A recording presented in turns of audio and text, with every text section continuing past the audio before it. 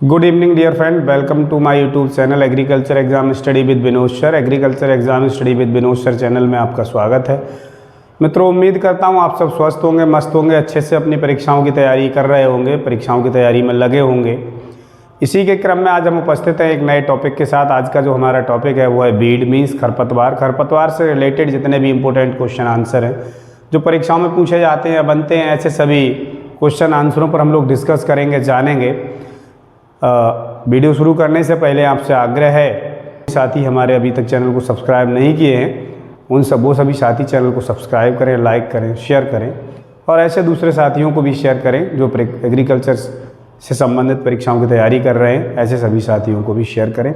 चलिए शुरू करते हैं आज का टॉपिक। आज का जो हमारा टॉपिक है बीड मीन्स खरपतवार।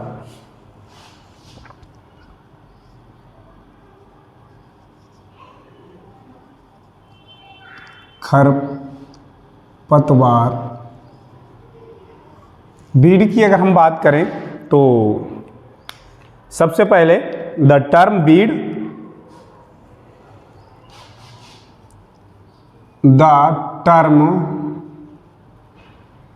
weed given by Jethro Tull।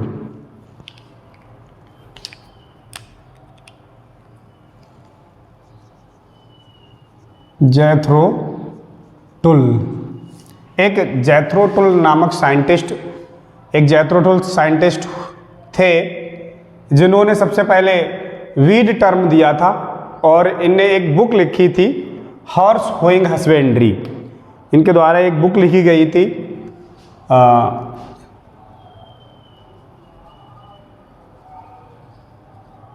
Book written by Jethro Tull, horse hoeing husbandry,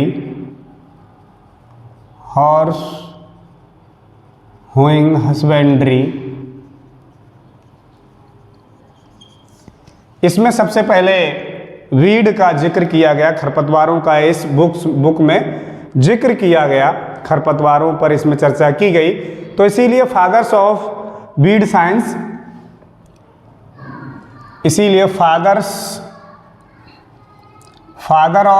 science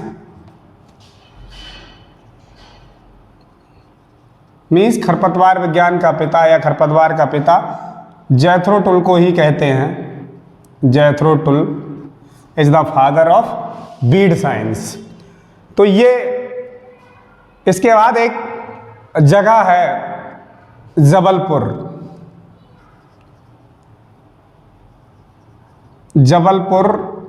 Madhya Pradesh में ये जगह पड़ती है, एमपी में। अगर परीक्षाओं में बीड से संबंधित कोई भी क्वेश्चन आता है तो आंख मूंद के आप जबलपुर लगा दें, सही जाएगा। सबसे पहले अगर हम बात करें नेशनल रिसर्च सेंटर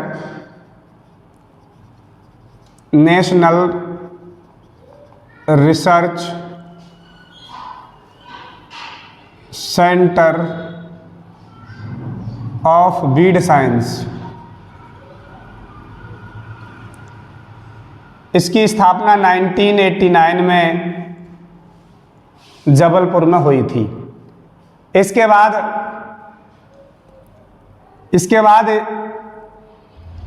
इसका नाम बदलकर जस्ट 20 साल बाद इसका नाम बदल के डायरेक्टरेट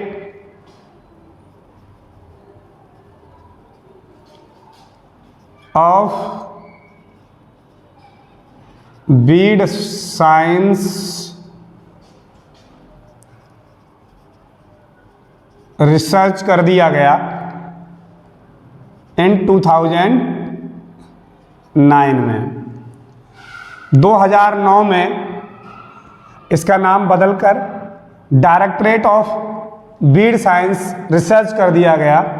फिर 2014 में इसके नाम में और परिवर्तन हुआ। इसका नाम directorate of Beed research,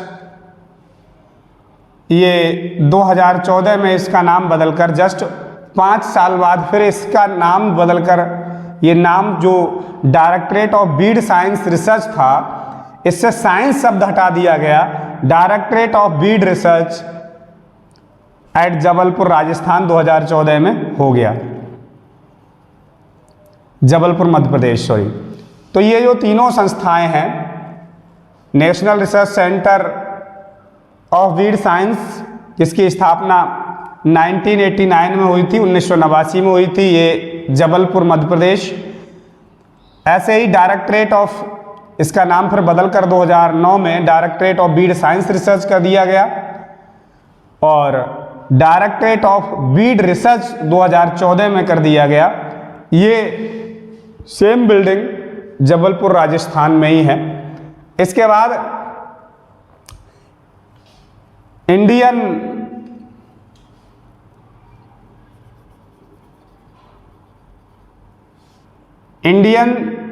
society of weed science research, Indian society of weed science research, ये पहले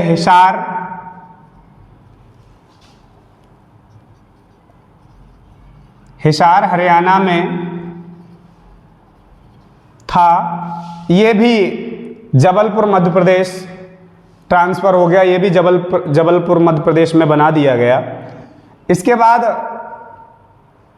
ये एक इम्पोर्टेंट एक जर्नल निकालती है, Indian society of weed science research जो है, ये एक रिसर्च एक जर्नल निकालती है। ये जो Indian society of weed science research है, ये एक पत्रिका निकालती है, Indian journal of weed science, Indian journal of weed science नामक पत्रिका ये Indian society of weed science के द्वारा जारी की जाती है। ये एक पत्रिका पब्लिश्ड करती है। अभी हमने जाना means the term weed coined by Jethro Tull, जो बीड शब्द दिया था सबसे पहले जैथरो टुल ने दिया था। इनने एक पुस्तक लिखी थी जिसका नाम था हॉर्स होइंग हस्बेंड्री।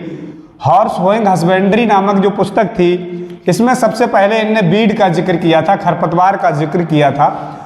इसीलिए fathers of weed science Jethro Tull को कहा गया। Fathers of weed science Jethro Tull हैं। अब हम बात कर रहे थे जो भी रिसर्च होती हैं, एक जबलपुर मध्य प्रदेश में जगह है जबलपुर, वहाँ बीड से संबंधित खरपतवार संबंधित जितनी भी रिसर्च है इंडिया की सारी वही होती है। तो सबसे पहले एक national research centre of weed science जिसकी स्थापना 1989 में हुई थी, जबलपुर में है। इसके बाद directorate of weed science research, इसका जो Indian research centre NRC of weed science, जो Indian research centre of weed science था जिसकी स्थापना 1989 में हुई थी, इसका नाम बदल कर बाद में directorate of weed science research कर दिया गया 2009 में। फिर 2014 में फिर इसका नाम परिवर्तित कर दिया गया था, इससे साइंस शब्द हटा लिया गया। तो इस समय डायरेक्टरेट ऑफ बीड रिसर्च ये जबलपुर है। इसके बाद एक संस्था, एक society, Indian society of weed science research, Indian society of weed science research, ये पहले हिसार हरियाणा में थी, ये भी जबलपुर मध्य प्रदेश में ट्रांसफ़र कर दी गई, जबलपुर मध्य प्रदेश में ही आ गई। ये एक पत्रिका पब्लिश करती है, एक जर्नल पब्लिश करती है जिसका नाम है Indian journal of weed science. Indian journal of weed science ये पत्रिका एक जारी करती है जो कि Indian society of weed science research के द्वारा जारी की जाती है। बात करें बीड मीन्स खरपतवार क्या होता है, वीड, तो बीड क्या है?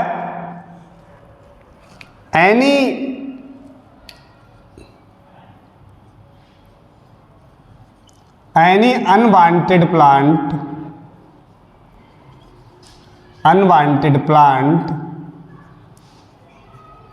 grow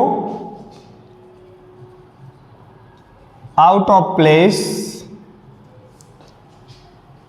and out of time. Weed क्या है, खरपतवार क्या है? Any unwanted plants grow out of place और आउट ऑफ टाइम। मीन्स ऐसा कोई अनवांटेड प्लांट या अनडिजायरेबल प्लांट जिसकी हमें आवश्यकता नहीं है, जो कि उगाता है आउट ऑफ प्लेस, जिस स्थान पर उसकी आवश्यकता नहीं है उस स्थान पर उगाता है, आउट ऑफ टाइम, जिस समय आवश्यकता नहीं है उस समय उगाता है, वो सब खरपतवार कहलाता है, वीड कहलाता है। जैसे अगर हम बात करें आउट ऑफ प्लेस क्या है, आउट ऑफ टाइम क्या है। आउट ऑफ प्लेस की बात करें, जैसे व्हीट क्रॉप की अगर हम बात करें, व्हीट क्रॉप ये रबी की क्रॉप है, व्हीट रबी की क्रॉप है, और हमने कुछ दूरी पर मस्टर्ड बोया है या चिकपी बोया है, तो ये जो है मीन्स इनके कुछ प्लांट्स, कुछ पौधे इनके व्हीट में उगाए। हमारे व्हीट की क्रॉप जो थी उसमें मस्टर्ड या चिकपी के कुछ पौधे उगाए, तो ये इसमें ये क्रॉप तो है, क्रॉप है, लेकिन ये इसके लिए अनवांटेड है, इसके लिए यहाँ उगने की आवश्यकता नहीं थी। इसमें हमने व्हीट ग्रो किया था, इसमें तो हमने केवल व्हीट उगाया था। इसमें ये जो मस्टर्ड या चिकपी के प्लांट्स ग्रो किए हैं ये भी वीड कहलाएंगे।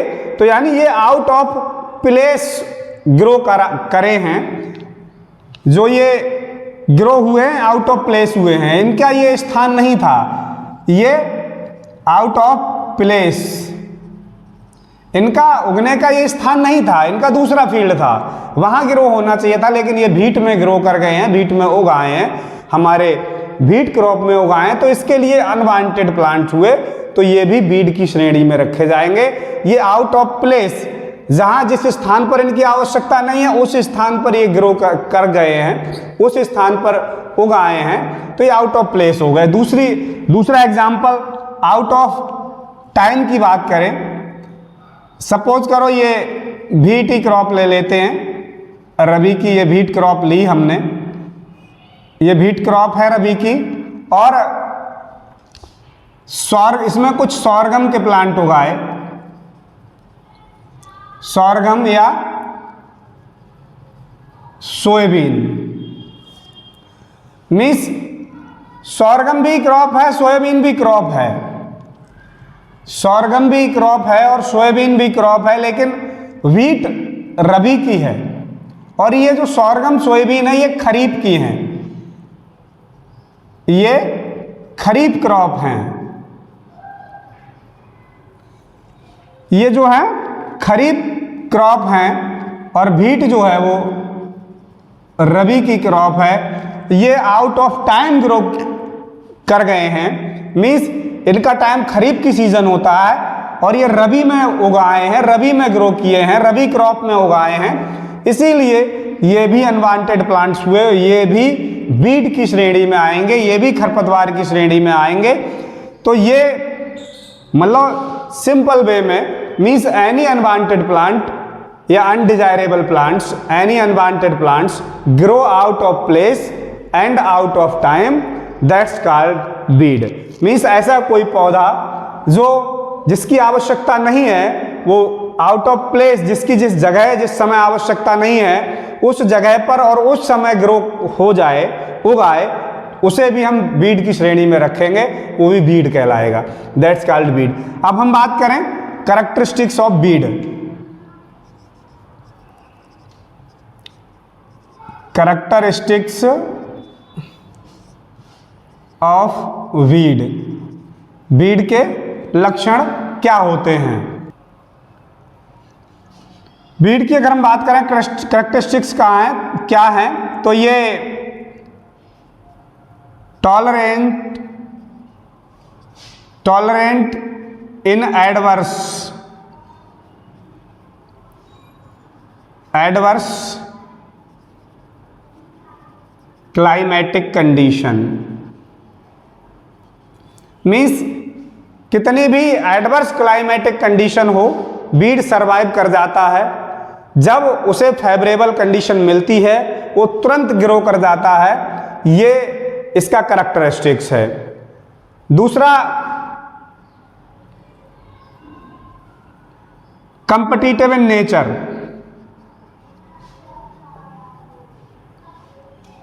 competitive in nature,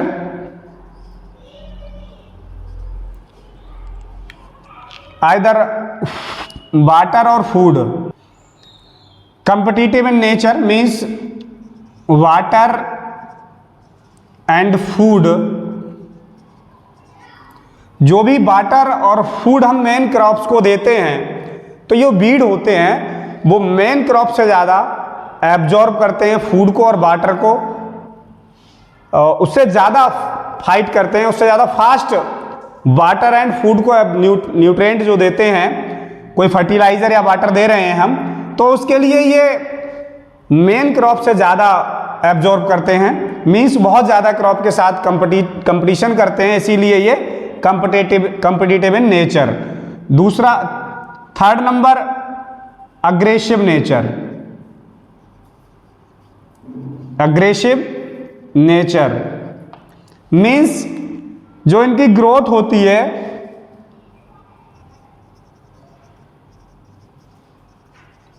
ये अग्रेसिव इन नेचर का मीन्स इनकी जो ग्रोथ होती है वो मेन क्रॉप से बहुत ज़्यादा फास्ट होती है, इसीलिए इन्हें हम अग्रेसिव इन नेचर का कहते हैं।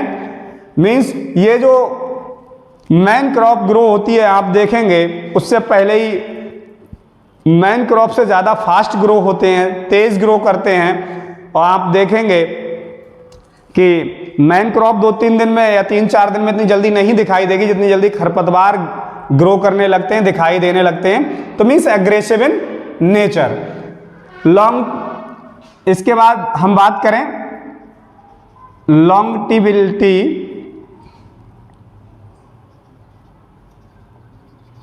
लॉन्गटिविटी ऑफ सीड। जो मेन क्रॉप होती है हमारी, उसकी जो सीड की वायबिलिटी होती है वो बहुत कम होती है। अगर हम बीड की बात करें, जैसे अगर हम बात करें चीनोपोडियम एल्बम की बात करें, चीनोपोडियम एल्बम मीन्स ये बथुआ, इसकी अगर हम बात करें तो इसकी जो सीड की ड्यूरेबिलिटी होती है ये 20 to 25 ईयर तक ग्रो कर सकता है जब इसे फेवरेबल कंडीशन मिलेगी। मीन्स जब तक इसके अनफेवरेबल कंडीशन रहेगी ये सॉइल में पड़ा रहेगा, और जैसे ही इसकी फेवरेबल कंडीशन मिलेगी ये इतने वर्ष तक ग्रो कर सकता है। मीन्स इसकी ड्यूरेबिलिटी बहुत होती है इसके सीड की। इसके बाद हम बात एक एग्जांपल दें फिलेरिस माइनर का। फिलेरिस माइनर मीन्स गेहूं का मामा इसे बोलते हैं। गेहूं का मामा या गुल्ली डंडा नाम से इसे जानते हैं। इसकी अगर ड्यूरेबिलिटी की बात करें तो इसमें 4 से 5 4 to 5 ईयर की इसकी सीड की ड्यूरेबिलिटी होती है। ये 4 से 5 वर्ष तक ग्रो कर सकता है। अब number 5, similar morphology. Similar morphology means ये जो वीड होते हैं इनमें कुछ ऐसे वीड्स होते हैं बिल्कुल सिमिलर होते हैं, डिट्टू होते हैं, बिल्कुल डिट्टू होते हैं। आप डिफरेंशिएट नहीं कर सकते, कुछ समय तक बिल्कुल डिफरेंशिएट नहीं कर सकते कि ये किसका प्लांट्स है, मेन क्रॉप का प्लांट है या बीड का प्लांट्स है। जैसे हम बात करें फिलेरिस माइनर की, फिलेरिस माइनर गेहूं में जो गेहूं का मामा या मुंडी या अलग अलग नाम से इसे जानते हैं, गेहूं का मामा इसे अगर आप देखेंगे गेहूं में ये कुछ समय तक आप डिफ्रेंशिएट नहीं कर सकते कि ये गेहूं है या फिलैरिस माइनर है या बीड है, इसमें डिफ्रेंशिएट नहीं कर सकते। तो बहुत सारे ऐसे बीड्स हैं जिसमें सिमिलर मार्फोलॉजी होती है, मीन्स सिमिलर एक जैसे दिखाई देते हैं, डिफ्रेंशिएट करना मुश्किल है। ये भी कैरेक्टरिस्टिक्स है बीड का। अगला कैरेक्टरिस्टिक्स की बात करें, सेम सीड। सेम सीड अगर हम बात करें चिकोरियम इंटाइवस,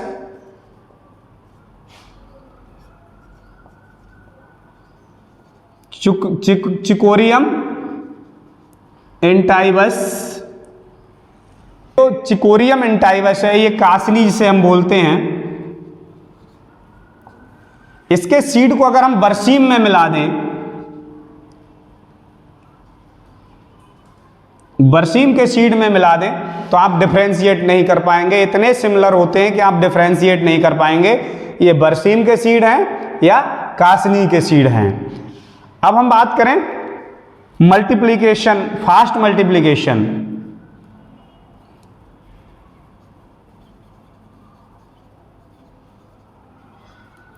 fast multiplication of seed means जो इनका सीड का मल्टीप्लिकेशन होगा इतना फास्ट होता है, जैसे एक बीड होता है हमारे राइस में लगता है, राइस क्रॉप का मेन बीड है इकाइनोक्लोआ स्पीसीज।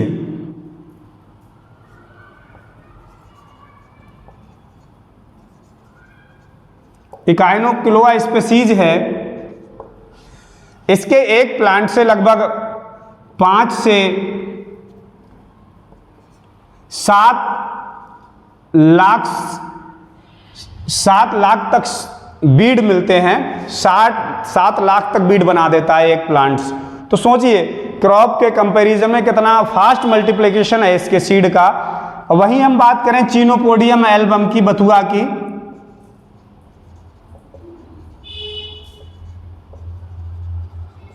इसके एक प्लांट में लगभग 70,000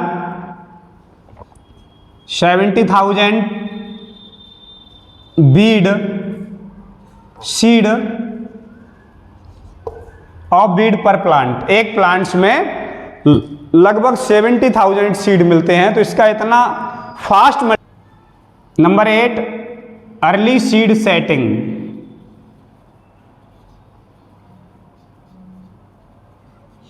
जो ये मेन क्रॉप्स होती हैं,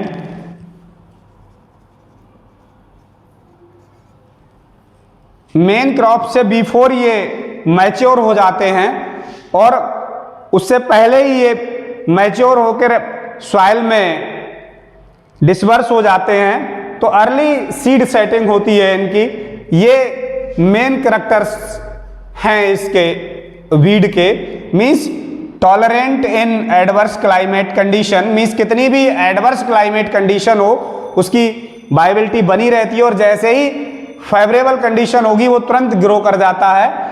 competitive in nature means water and food की बात करें, जो हम पोषक तत्व या पानी देते हैं बीड के लिए क्रॉप में, तो वो बीड उस मेन क्रॉप से ज़्यादा फास्ट एब्जॉर्ब करता है। तो इसमें ये कंपिटिटिवनेस होती है, मीन्स ये कंपिटिटिव इन नेचर का होता है। एग्रेसिव की बात करें तो फास्ट ग्रोथ होती है, मेन क्रॉप से ज़्यादा फास्ट ग्रो करता है। जो मेन क्रॉप से बीड होता है वो ज़्यादा फास्ट ग्रो करता है, ज़्यादा तेज उसकी ग्रोथ होती है मेन क्रॉप से, तो इसे एग्रेसिव इन नेचर कहते हैं। इसीलिए लॉन्गटिबिलिटी ऑफ सीड मीन्स इसके जो सीड होते हैं वो लंबे समय तक इनकी वायबिलिटी बनी रहती है। जैसे चिनोपोडियम एल्बम की बात करें 20 से 25 ईयर्स तक इसकी वायबिलिटी बनी रहती है, इतने वर्ष तक ये ग्रो कर सकता है। ऐसे ही फिलैरिस माइनर 4 से 5 वर्ष तक इसकी वायबिलिटी बनी रहती है। जब भी इन्हें फेवरेबल कंडीशन मिलती है, जिनके फेवरेबल कंडीशन होंगी, ये तुरंत ग्रो कर जाएंगे, तुरंत उगाएंगे। इसके बाद सिमिलर मार्फोलॉजी, बिल्कुल ये डिट्टो कॉपी होते हैं, क्रॉप मेन क्रॉप की तरह ही होते हैं। इन्हें कुछ समय तक डिफ्रेंशिएट करना मुश्किल होता है। जैसे फिलैरिस माइनर को अगर हम व्हीट में अगर अर्ली स्टेज में डिफ्रेंशिएट करना चाहें देखना चाहें तो ये डिफ्रेंशिएट करना मुश्किल हो जाता है, उसे पहचानना मुश्किल हो जाता है कि कौन सा बीड है, मीन्स कौन सा भीट है और कौन सा बीड है। ऐसे ही सेम सीड, जैसे चिकोरियम इंटाइवस कासनी है, कासनी का सीड अगर बरसीम में मिल जाए तो आप उसे अलग नहीं कर सकते, बिल्कुल बरसीम के बीज जैसा ही, बरसीम के सीड जैसा ही दिखाई देता है। ऐसे ही fast multiplication of seed means इसका जो मल्टीप्लिकेशन होता है इसके बीज का बहुत फास्ट होता है। मीन्स एक जो मुख्य खरपतवार होता है हमारी राइस क्रॉप में लगता है एकाइनोक्लोआ स्पीसीज, इसमें 5 से 7 लाख तक इसमें एक पर प्लांट से बीड मिल जाते हैं, सीड मिल जाते हैं। ऐसे ही चिनोपोडियम एल्बम बथुआ में लगभग, बथुआ का एक पौधा लगभग 70,000 सीड दे देता है, तो इसका मल्टीप्लिकेशन ऑफ सीड फास्ट है। अर्ली सीड सेटिंग मीन्स इसकी जो सीड सेटिंग है वो अर्ली है, मेन क्रॉप से पहले ही ये ग्रो हो जाते हैं और उससे पहले ही ग्रो होने के बाद ये डिस्पर्स हो जाते हैं, जमीन में गिर जाते हैं। अब हम बात कर रहे थे खरपतवार से अगर हम बात करें तो सबसे ज़्यादा जो क्रॉप में लॉस होता है वो खरपतवार के द्वारा ही लॉस होता है। अगर हम बात करें मेन क्रॉप में तो बीड से लगभग खरपतवार से लगभग 33% जो प्रोडक्शन में लॉस होता है, टोटल प्रोडक्शन में, टोटल उत्पादन में लगभग 33% की जो हानि होती है वो बीड के द्वारा होती है और लगभग 26% इंसेक्ट एंड पेस्ट के द्वारा जो लॉस होता है वो 26% लॉस होता है और डिजीज के द्वारा लगभग 20% नुकसान होता है। मीन्स टोटल उत्पादन में अगर हम बात करें तो लगभग 33% जो लॉस होता है, जो हानि होती है वो बीड के द्वारा होती है और इंसेक्ट एंड पेस्ट के द्वारा 26% लॉस होता है, नुकसान होता है। टोटल प्रोडक्शन में इतने परसेंट तक नुकसान हो सकता है और डिजीज के द्वारा 20% तक नुकसान हो सकता है। ये डायरेक्टरेट ऑफ बीड रिसर्च का डाटा है, डायरेक्टरेट ऑफ बीड रिसर्च का डाटा है, उसके द्वारा ये डाटा बताया गया है कि लगभग बीड के द्वारा 33% तक कुल उत्पादन में नुकसान होता है और इंसेक्ट पेस्ट के द्वारा 26 एंड डिजीज के द्वारा 20% तक लॉस होता है टोटल प्रोडक्शन में। करें बीड डिसेमिनेशंस ऑफ बीड मीन्स बीड का खरपतवार का प्रसारण कैसे होता है। पहले तो हम प्रसारण पढ़े होता क्या है। It refers to the movement of weed, it refers to the movement of weed और vegetative propagules from one place to another place, one place to another with the help of different agency. Means खरपतवार का एक जगह से दूसरी जगह जाना, बीड और वेजिटेटिव प्रोपोगुल्स का एक जगह से दूसरी जगह जाना with the help of different agency, उसके डिफरेंट सोर्स हो सकते हैं, उसके द्वारा एक जगह से दूसरे जगह जाना, एक वन प्लेस से अनोदर प्लेस पर जाना वीड डेसिमिनेशन कहलाता है। इसमें हम बात करें, क्लासिफाई करें तो ये बाई विंड और बाई वाटर और बाई एनिमल भी होता है। बाई विंड में अगर हम चर्चा करें तो पेपस कुछ ऐसे इसमें करैक्टर्स हो जाते हैं। बाई विंड होता है तो इसमें पेपस बन जाता है, एटेपार्टिक पैरासूट लाइक मॉडिफिकेशन। इसमें जो सीड होता है इसमें इस तरह का मॉडिफिकेशन हो जाता है जैसे पैरासूट में होता है और वो बहुत लाइट वेट हो जाता है और आसानी से हल्की हवा में हल्की हवा चल रही होगी, स्लोली एयर में भी वो स्लोली एयर स्पीड में भी एक स्थान से दूसरे स्थान पर इजीली आसानी से जा सकता है। ऐसे ही कॉस्मॉस जो होता है, कॉस्मॉस के द्वारा some weed are covered with hairs. कुछ बीड्स में क्या होता है, कुछ पोर्शन बीड का हेयर की तरह कवर्ड होता है, जस्ट लाइक उस पर हेयर जैसे होते हैं, और कुछ में फुल्ली कवर्ड मीन्स पूरा सीड कवर हो जाता है और जिससे वो आसानी से एक जगह से दूसरी जगह बाई एयर के द्वारा, बाई विंड के द्वारा चले जाते हैं। ऐसे ही फीदर मीन्स परसिस्टेंस स्टाइल, फीदरी हो जाते हैं और आराम से वो एक जगह से दूसरी जगह बाई विंड के चले जाते हैं। ऐसे ही बैलून्स, कुछ में कुछ जो बीड्स होते हैं वो बैलून्स लाइक स्ट्रक्चर हो जाते हैं, मीन्स फूल जाते हैं, वो लाइट वेट हो जाते हैं और आराम से एक जगह से दूसरी जगह डिस्पर्स हो जाते हैं, चले जाते हैं। ऐसे ही विंग्स, मीन्स जैसे विंग्स होते हैं वैसे ही कुछ सीड्स पर विंग्स लाइक स्ट्रक्चर हो जाते हैं, जिससे वो हवा में एक जगह से दूसरी जगह जा सकते हैं, आराम से एक जगह से दूसरी जगह वो मूवमेंट कर जाते हैं।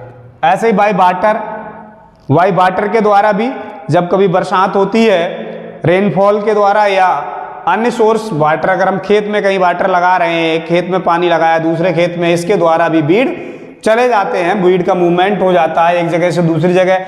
बाई एनिमल भी होता है, by animal, by human, by animal, by human, by animal कैसे होता है? कुछ बीड्स ऐसे होते हैं जिसमें इस तरह के स्ट्रक्चर्स होते हैं, उसकी स्किन पर जो एनिमल्स होते हैं उनके हेयर्स पर चिपक जाते हैं, जिससे वो दूसरी जगह जाकर गिर जाते हैं और वो इस तरह से मूवमेंट कर जाता है, उसका बीड एक जगह से दूसरी जगह मूवमेंट हो जाता है। ऐसे बाई ह्यूमन, कुछ ह्यूमन के द्वारा भी एक प्लेस से दूसरी जगह सीड मूवमेंट हो जाता है और चले जाते हैं, ये भी इसके फैक्टर्स हैं। तो ये मैं समझता हूँ आपको इस बीड से संबंधित आज बीड के बारे में, कैरेक्टरिस्टिक्स ऑफ बीड और बीड के डेसिग्नेशंस ऑफ बीड, ये हमने जाना। अब कंट्रोल के नेक्स्ट जो टॉपिक होगा, नेक्स्ट जो इस पर टॉपिक लेंगे उसमें बीड कंट्रोल के बारे में डिस्कस करेंगे। उम्मीद करता हूँ वीडियो आपको पसंद आएगा और आप सबकी परीक्षाओं की दृष्टि से बहुत ही महत्वपूर्ण है। फुल वीडियो देखें, ज़रूर देखें, आप सबके लिए बहुत ही उपयोगी होगा। धन्यवाद।